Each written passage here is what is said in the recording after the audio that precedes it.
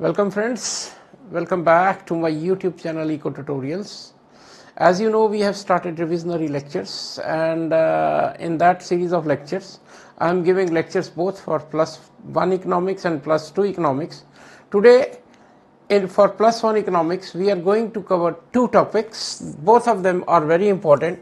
One is elasticity of demand and the other one is elasticity of supply. These two topics we are going to cover. अब देखो, इसमें theoretical portion भी है and numerical portion भी है दोनों chapters में. आज का जो मेरा ऑब्जेक्टिव है वो है थ्योरेटिकल पोर्शन इन दोनों चैप्टर्स का आपको देना. क्वेश्चन आता है इसमें भी, इंपॉर्टेंट पोर्शन है. So let us begin our lecture and first of all define elasticity of demand. We begin with elasticity of demand. Now this word, सबसे पहले तो ये देखो, ये elasticity of demand. This word elasticity of demand, what does this mean? Elasticity of demand ये क्या है? देखो, elasticity का मतलब होता है स्ट्रेचेबिलिटी, कि किसी चीज को कितना खींच सकते हो. यहाँ इलास्टिसिटी ऑफ डिमांड, कि डिमांड को कितना खींच सकते हो कि नहीं, या बिल्कुल स्टेबल है, या ऊपर नीचे कर सकते हो तो कितना कर सकते हो. That is elasticity. अब है इलास्टिसिटी ऑफ डिमांड.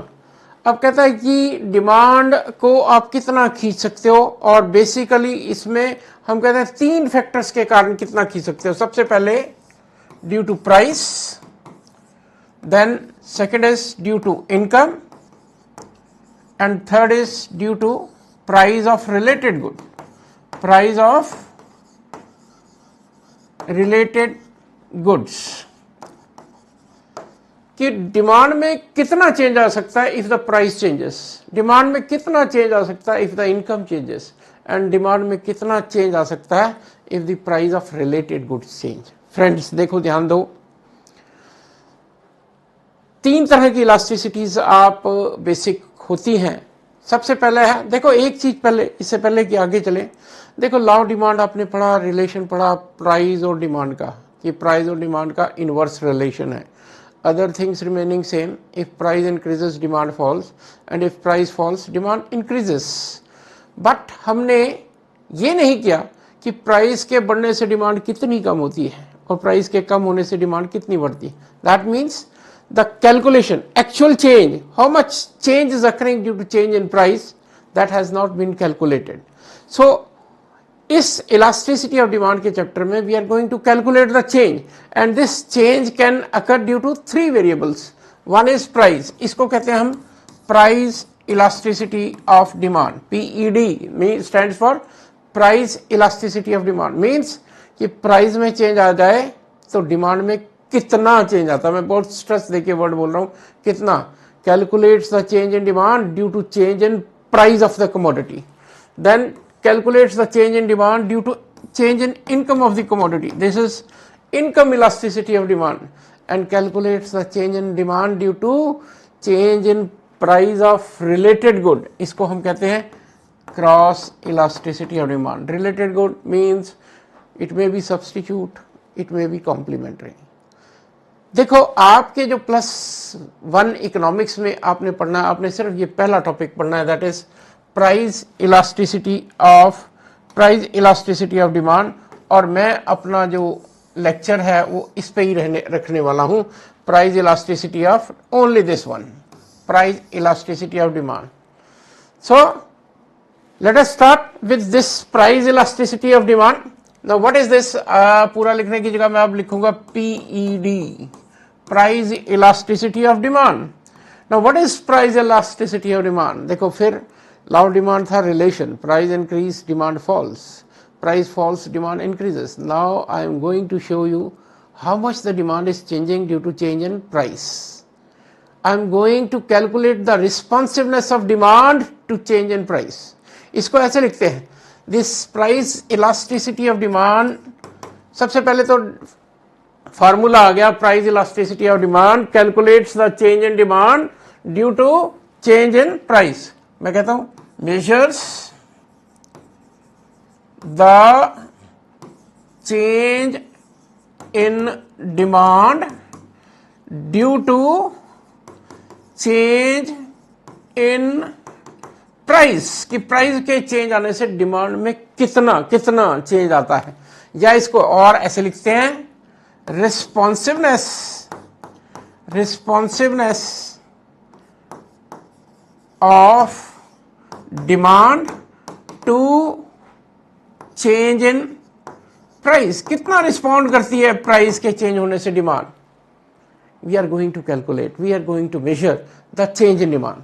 और इस चेंज इन डिमांड को कैलकुलेट करने के लिए हम एक फॉर्मूला यूज करते हैं, that is this, PED is equal to, आपको बताता हूं आपको, percentage change in demand divided by percentage change in price. We calculate the change in demand due to change in price, percentage, और इसको ऐसे भी लिखा जाता है proportionate change in demand divided by proportionate change in price। और अगर इसको मैं सिंबॉलिकली करूं, सिंबॉलिकली तो ये बनता PED is equal to delta Q upon Q divided by delta P upon P। पहले इसको फॉर्मूले को सिंपल बना लेते हैं, इसको ओपन अप करो, delta Q upon Q into P over delta P, या ये बन जाता है और minus delta Q upon delta P into P upon Q। No what is this P, what is delta? देखो P है इनिशियल प्राइस या ओरिजिनल प्राइस भी कह देते हैं इसको, this is initial price. Q है इनिशियल क्वांटिटी, इनिशियल डिमांड और इनिशियल क्वांटिटी कह लो। Delta P this is change in demand, change in price, और चेंज इन प्राइस को हम लिखते हैं P1 माइनस P0, और डेल्टा Q हो गया चेंज इन डिमांड और क्वांटिटी, इसको लिखते हैं Q1 माइनस Q0। P0 है ओरिजिनल प्राइस, P1 है न्यू प्राइस, Q0 है ओरिजिनल क्वांटिटी एंड Q1 है न्यू क्वांटिटी। पहले तो इस फॉर्मूले को आप अच्छी तरह से, मैं एक साइड पे हो जाता हूं, आप इसको अच्छी तरह से देख लो, percentage change in demand divided by percentage change in price, then initial price, formula इसका delta Q upon Q, delta P upon P, और ये what is P, what is Q, what is delta Q, delta P, ये सब लिखा मैंने। फिर देखो P है initial price, this is initial price, Q is initial demand, delta P is change in price, इसको कैलकुलेट करेंगे P1 minus P0, delta Q is change in demand Q1 minus Q0। इससे पहले कि मैं आगे बढ़ूं, देखो यहां एक नेगेटिव साइन होता है। अब ये नेगेटिव क्या सिग्निफाइज, देखो प्राइस इलास्टिसिटी ऑफ डिमांड हमेशा हमेशा हमेशा नेगेटिव होती, लेकिन जब आप फॉर्मूले करोगे तो ये नेगेटिव इनसिग्निफिकेंट है, कट जाएगा, अभी आप करके देखोगे। देखो मैं क्या कह रहा हूं, ये माइनस साइन वहां आता है जब दो वेरिएबल्स का रिलेशन इनवर्स हो, प्राइस इंक्रीज डिमांड फॉल्स। अब जब मैं सप्लाई करूंगा तो आप देखोगे फार्मूला ऑलमोस्ट सेम है, लेकिन ये माइनस का साइन उड़ जाएगा, क्योंकि price increase supply increase, price falls supply falls, वहां रिलेशन डायरेक्ट है। तो ये माइनस का साइन वहां आता है जहां रिलेशन इनवर्स होता है। अब इसके लिए, इसको समझने के लिए मैं एक छोटा सा न्यूमेरिकल टाइप कर रहा हूं। देखो इसको, प्राइस डिमांड, मैं कहता हूं प्राइस 10 है, डिमांड 20 है, लेट अस से डिमांड 5 हो जाती है, प्राइस 5 हो जाता है और डिमांड 30 हो जाती है। कहता है calculate the elasticity of demand, numericals भी करेंगे हम आगे जाके। ये फार्मूला है, मैंने फार्मूले में डाला delta Q upon delta P into P upon Q। आपने अभी किया, ये है P0 कह लो या P कह लो, ये है P1, ये Q0 कह लो या Q कह लो, ये है Q1।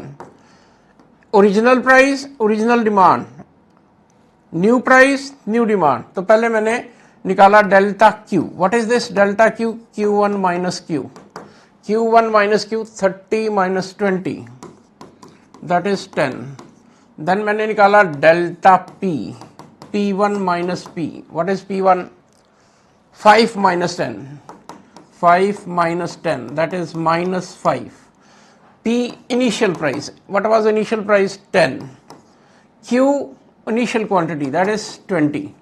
अब इसको इस फार्मूले में पुट किया तो ये बनेगा PED is minus delta Q. Delta Q is 10. Delta P is minus 5. P है मेरे पास 10 और Q है 20. अब देखो इसमें माइनस कटेगा जरूर, ये आपको मैंने पहले बता दिया. 2 और ये 0 से 0, ये आता 1. PED is equal to 1. देखो जो सबसे इंपॉर्टेंट पार्ट है कि क्यों कैलकुलेट कर रहे हैं. देखो इसमें जो मेन चीज है वो है इस प्राइस इलास्टिसिटी ऑफ डिमांड को निकालना. ये कुछ भी आ सकती है, 1 भी आ सकती थी, ये 1.2 भी आ सकती है, या 0.5 भी आ सकती है, मतलब इक्वल टू 1 भी आ सकती है, लेस देन 1 भी आ सकती है, मोर देन 1 भी आ सकती है. और यही क्रक्स है इस चैप्टर का. देखो अगर ये इक्वल टू 1, अभी आपको डिग्रीज कराऊंगा और क्लियर हो जाएगा, इक्वल टू 1 आती है तो इसका मतलब जितना परसेंटेज चेंज प्राइस में हुआ डिमांड में उतना ही परसेंटेज चेंज हुआ. अगर 50% प्राइस कम होता है तो 50% डिमांड बढ़ जाती है. PED इक्वल टू 1 और ग्रेटर देन 1 है तो इसका मतलब डिमांड में चेंज ज़्यादा आ रहा है, प्राइस में चेंज कम है. और लेस देन 1 है तो इसका मतलब क्या हुआ, इसका मतलब हुआ कि डिमांड में चेंज कम है, प्राइस में चेंज ज़्यादा है. और याद रखना जब आप न्यूमेरिकल्स करोगे तब बताऊंगा. इसको यहाँ सपोज कर लो 1.2 आ जाता, लेट अस से इट इज 1.2. PED आ गया आपका, सॉरी आंसर आ गया 1.2. आपने यहाँ नहीं छोड़ना इसको, नो. आपको जो मेन कंक्लूजन में आना है कि whether it is equal to 1, whether it is greater than 1 और लेस देन 1. अब ये what is this equal to 1, greater than 1, less than 1, ये हैं degrees of price elasticity of demand. Let us see degrees और kinds.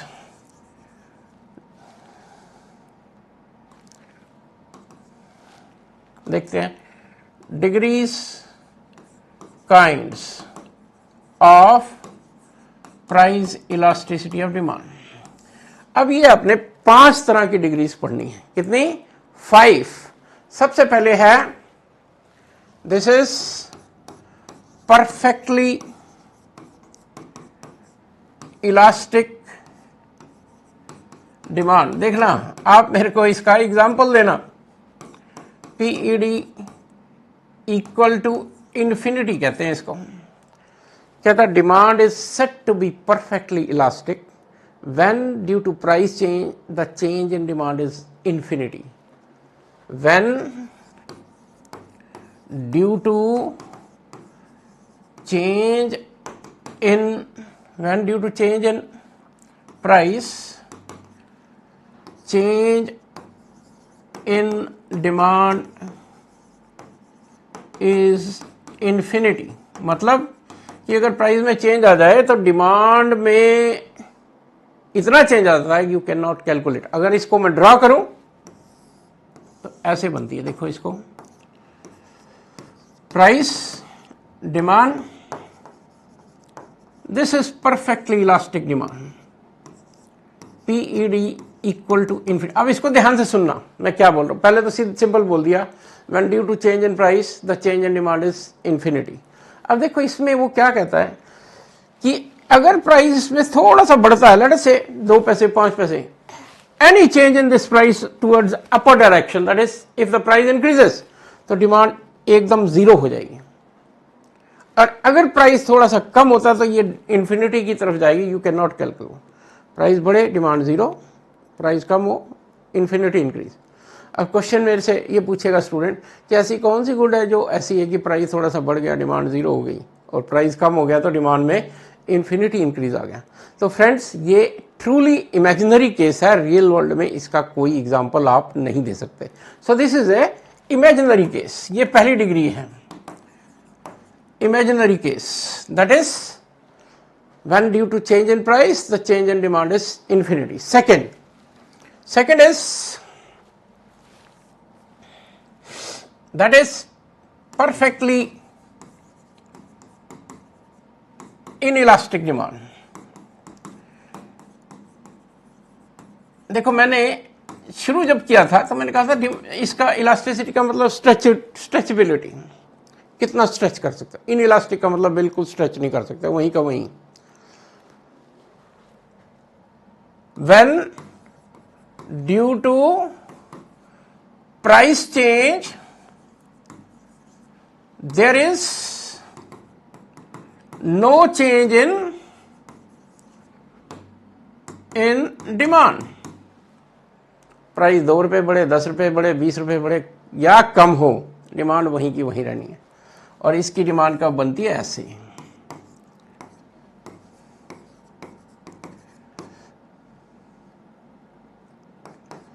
like this।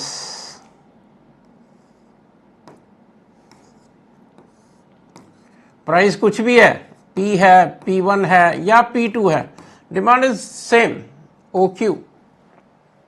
अब मेरे से question फिर पूछा जाएगा कि ऐसी कौन सी गुड है जिसकी इलास्टिसिटी इस तरह की है, मतलब प्राइस में कुछ भी चेंज होता रहे, डिमांड चेंज नहीं होती। देखो फ्रेंड्स, यहाँ पर इकोनॉमिक्स वाला हूँ, I may have different opinion. Books में क्या यूजुअली इसका एग्जांपल दिया जाता है, बेसिक नेसेसिटीज,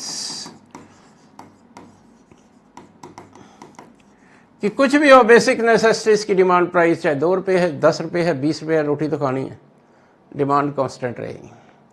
लेकिन friends typically this is not so. Typically inelastic demand है जिसपे ध्यान से सुनो, जहां where the proportion of income spent on the good is very less, insignificant, salt, matchbox, इतना कम है प्राइस इनका कि प्राइस इसका अगर सॉल्ट का 5 पैसे, 10 पैसे, 20 पैसे बढ़ भी जाता डिमांड पर, कोई फर्क नहीं, इनसिग्निफिकेंट। अब what about basic necessities? I do agree inelastic, लेकिन इसके लिए वर्ड यूज होना चाहिए रिलेटिवली इनइलास्टिक। मैं इस पे आऊंगा वर्ड पे, रिलेटिवली इनइलास्टिक, मोर और लेस कांस्टेंट रहती है। लेकिन अगर आपको बिल्कुल कांस्टेंट, तो इसमें ये एग्जांपल बनते हैं सॉल्ट में, लेकिन बुक्स में दिया हुआ है बेसिक नेसेसिटीज को they treat it as PED is equal to 0। इसको कहते हैं PED equal to 0। This is second case, 2 बढ़ा लिए, परफेक्टली इलास्टिक, परफेक्टली इनइलास्टिक। अब next, that is PED equal to 1। अब ये इंटरेस्टिंग, वेरी इंटरेस्टिंग, ध्यान दो। और यूजुअली मैंने क्या देखा है कि स्टूडेंट्स इसको गलत बनाते हैं, जरा ध्यान से देखना। सिंपल है, when due to price change the change in demand is equal to change in price. When due to change in price demand changes in equal proportion to price, कि प्राइस 5% बढ़ा, डिमांड 5% कम हुई। जब दोनों की proportion, अभी जो मैंने एक छोटा सा एग्जांपल किया था उसमें पीडी इक्वल टू 1 आई थी, कि जितना प्राइस में चेंज उतना ही डिमांड में चेंज। अब इसको देखते हैं क्या है ये, देखो ध्यान से फ्रेंड्स, यहां जो एरर होता है वो बताऊंगा आपको। प्राइस क्वांटिटी,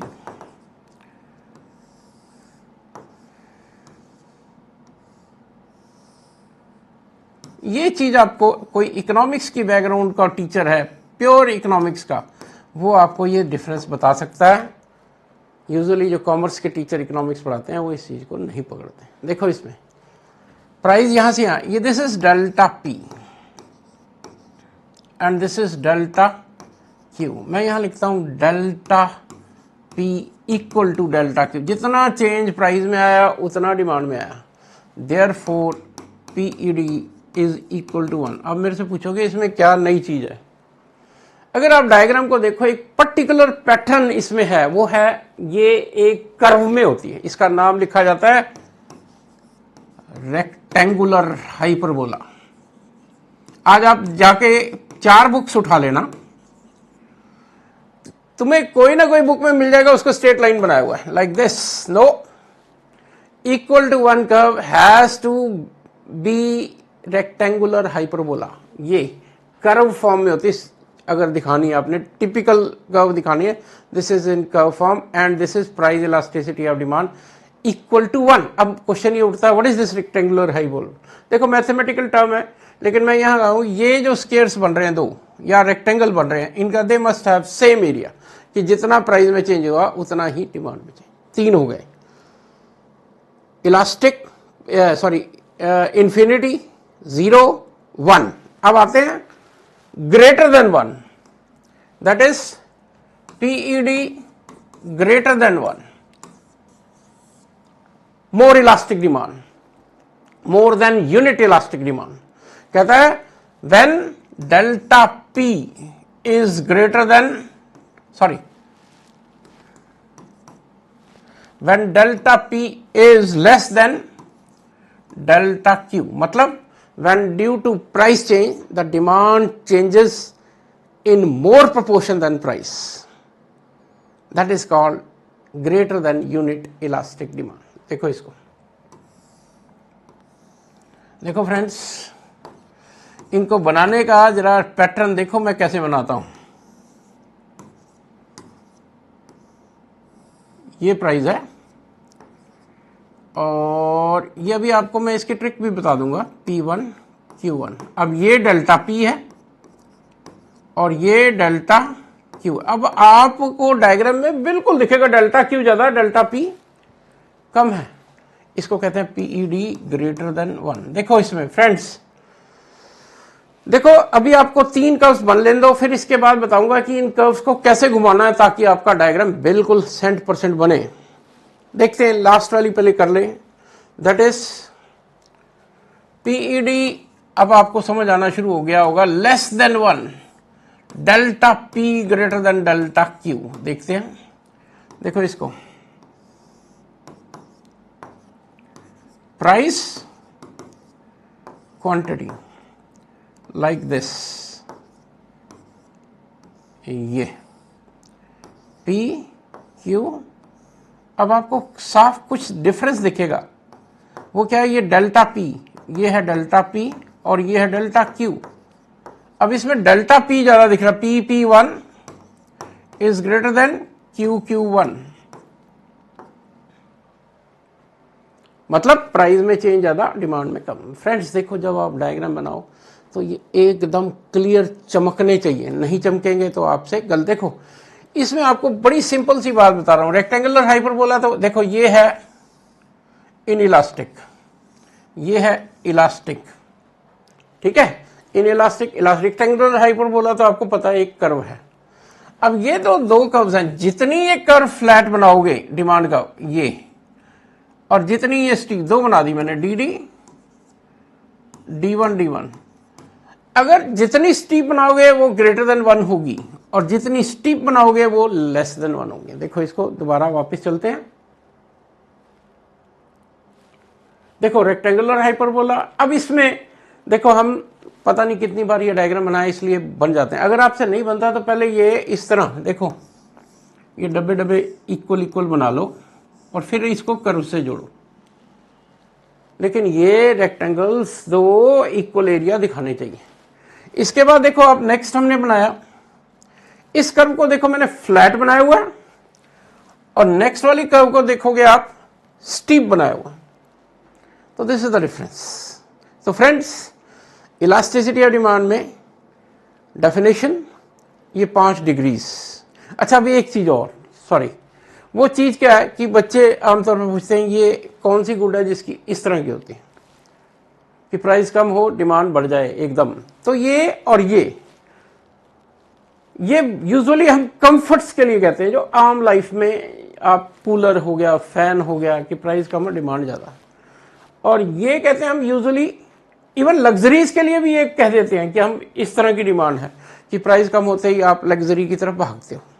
लेकिन लग्जरी के लिए जो टिपिकल वर्ड है that is this, relatively elastic, inelastic. मतलब लेता कौन है, रिच, तो उसको प्राइस कम हो गया तो उसकी डिमांड पर ज्यादा बड़े या कम हो ज्यादा फर्क नहीं पड़ता। लेकिन आपको बुक्स में कंफर्ट्स एंड लग्जरीज के लिए लेस देन 1 और ग्रेटर देन 1 मिलेंगे। So that you have to see. अब इसके बाद इसमें क्वेश्चन बनता है factors affecting elasticity of demand. लेकिन उससे पहले let us do the next part, that is elasticity of supply. अब इसको रन थ्रू करेंगे क्योंकि आपने इसको डिमांड को पढ़ लिया तो ये आपको आसान लगेगी। अब elasticity of supply calculates the change in supply due to change in price. अब देखो इसमें फर्क क्या है, यहां परसेंटेज चेंज इन सप्लाई लिखूंगा, वहां लिखता था percentage change in demand, and this is percentage change in price. PED is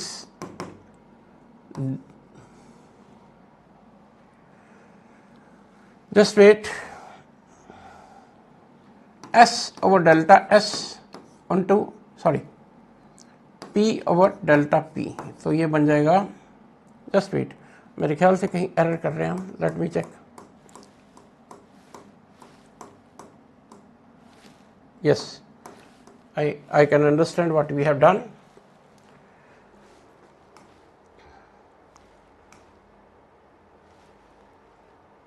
Yes.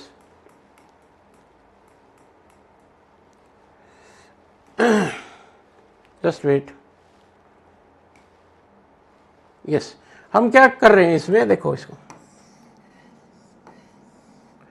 इसको लिखेंगे delta S upon S divided by delta P upon P, और इसको जब ओपन करोगे मैं सीधा ही लास्ट पे आ रहा हूं, P ओवर S।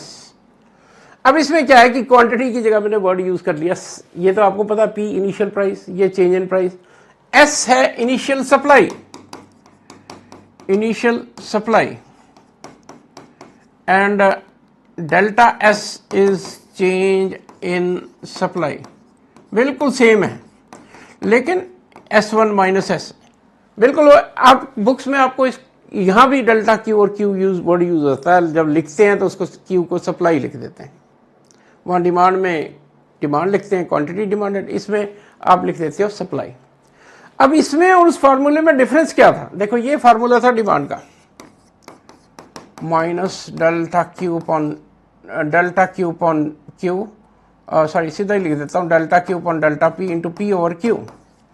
इस फार्मूले में और इस फार्मूले में जो डिफरेंस है वो ये है, यहाँ माइनस साइन आता है या माइनस साइन नहीं आता। आपको मैंने बताया था कि माइनस साइन वहां आता है जहां रिलेशन नेगेटिव हो, यहाँ रिलेशन नेगेटिव नहीं है, डायरेक्ट है, इसलिए ये बिल्कुल उसी तरह का पोर्शन है। इसलिए जस्ट जल्दी जल्दी करते हैं हम। नेक्स्ट इसमें आता है काइंड्स, डिग्रीज, इसमें भी 5 होंगी, degrees of PES। PES stands for degrees of PES stands for price elasticity of supply. अब इसमें भी परफेक्टली इलास्टिक, अब इसका मतलब भी आप समझोगे, perfectly elastic supply PES equal to infinity. Infinity curve हमेशा ऐसे बनेगी, सिर्फ इसकी थोड़ी सी एक्सप्लेनेशन में डिफरेंस आएगा, मैं आपको बताता हूं। प्राइस और यहां supply,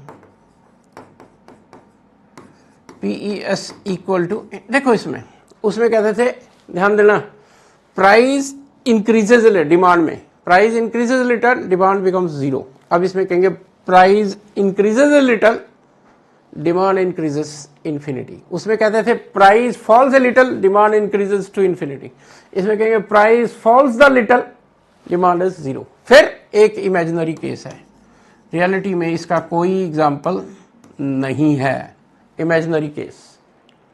Then next part, that is PES। मैं थोड़ा सा इसको एक ही बोर्ड पे खत्म करने की कोशिश करते हैं। This is PES equal to sorry 0 का मतलब नो इलास्टिसिटी। तो नो इलास्टिसिटी आपने पढ़ा, ये लाइक दिस, ये अब इलास्टिसिटी कर्व है कि प्राइस कुछ भी हो, सप्लाई। अब इसका एग्जांपल मैं दे सकता हूं, प्राइस सप्लाई, कि ऐसी कौन सी कमोडिटी है जिसकी सप्लाई वही रहती है चाहे प्राइस कुछ भी हो। ये है रेयर आर्टिकल्स, कोहिनूर, उसका प्राइस तो घट बढ़ सकता है लेकिन सप्लाई नहीं। Rare stamp, rare coin, rare articles, price में चेंज आ सकता है, डिमांड में कोई चेंज नहीं आएगा। Then equal to 1। अब इसको देखना ध्यान से कैसे बनाता हूं।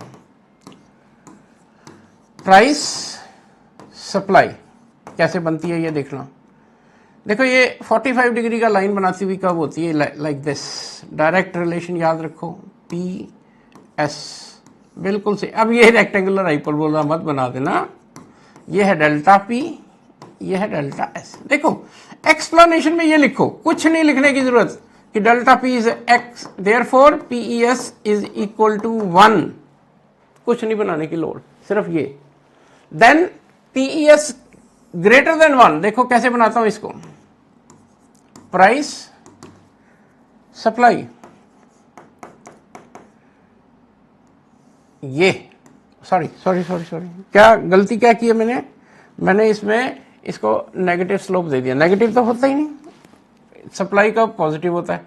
So this will be like this, देखो सप्लाई फ्लैट, ये प्राइस है, ये सप्लाई है, प्राइस बड़ा सप्लाई ये। अब इसमें किसी को भी दिखेगा ये डेल्टा पी ज्यादा है, delta S come, delta P is less than delta S, therefore PES is greater than 1। इसमें सेम चेंज, इसमें सप्लाई में ज्यादा चेंज, और लास्ट यही कर देता हूं, दैट इज पीईएस, ये हो गया greater than less than 1। Less than 1 में इसको स्टीप बनाओ लाइक दिस, पी एस, ये डेल्टा पी और ये, this is delta P, this is delta S. इसमें कहेंगे delta P is greater then delta S. तो इसमें भी वही कर्व है, अगर इक्वल टू 1 बना रहे हो तो ये बिल्कुल 45 डिग्री का एंगल, ग्रेटर देन 1 बना रहे हो तो ये स्टीप, हॉरिजेंटल मत बना देना स्टीप, और लेस देन 1 बना रहे हो तो ये like this. So this is price elasticity of supply. अब इसमें एक क्वेश्चन जो लास्ट के लिए मैंने छोड़ा हुआ है, what is that, that is factors affecting